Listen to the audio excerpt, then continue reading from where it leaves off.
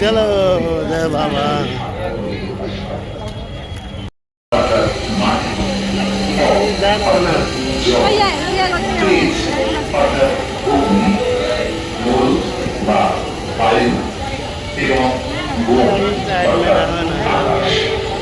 এই পঞ্চভূত বা পাঁচটি মৌলিক উপাদান যার ফলে ঈশ্বরের সাধারণ প্রকাশ পায়। পৃথিবী যা মাটির উপাদান, যা দৃঢ়তা ও কাঠামোর প্রতীক, জল যা প্রবাহ, জীবনের ধারক, অগ্নি অর্থাৎ আলোর উপাদান, যা শক্তি, রূপান্তর ও উষ্ণতার প্রতীক, বায়ু যা গতি, জীবনী শক্তি আর ঈশ্বর নিজেই এই পঞ্চভূতের মধ্যে নিজের গুণাগুণ প্রকাশ করেন। আমাদের দেহ সহ সকল জীবের অস্তিত্ব এই পঞ্চভূত দ্বারা নির্মিত। এই উপাদানগুলো মিলিত রূপিত হয়েছে।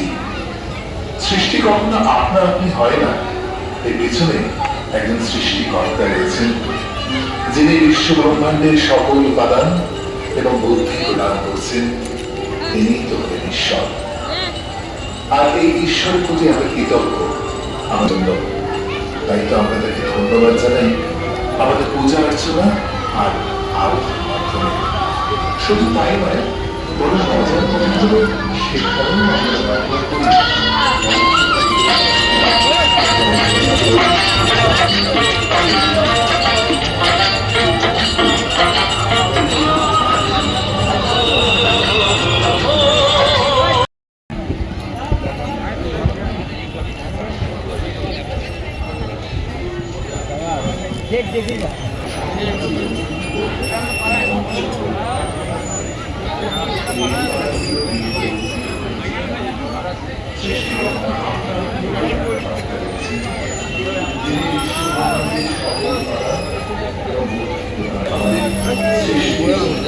আমাদের অস্তিত্বের জন্য।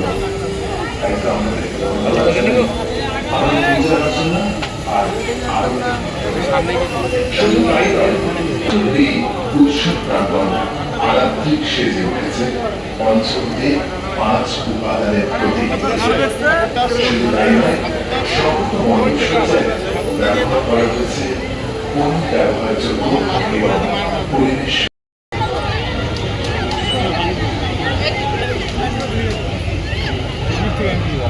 দেখবে আমার এমন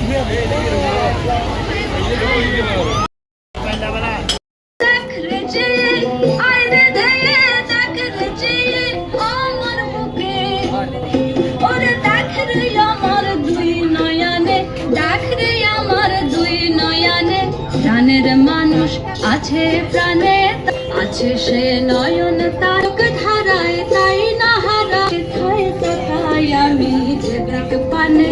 প্রাণের মানুষ আছে প্রাণে, তাই হেরি তাই সকল খানে আমার প্রাণের মানুষ।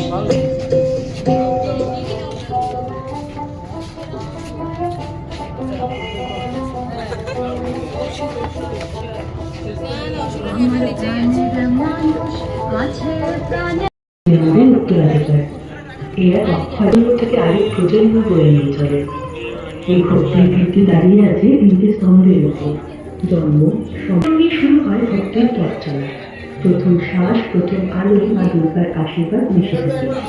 সম্পর্কে ভালোবাসার প্রবলতা হয় শিক্ষা, সাহসের তৃপ্তি আর সমর্পণের শান্তি।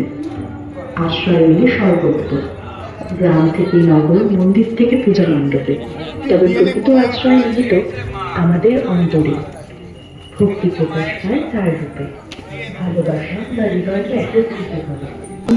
শিল্পানন্দের উত্থানের পূর্বে ভগবান তিনি আমাদের সকলেই আছেন।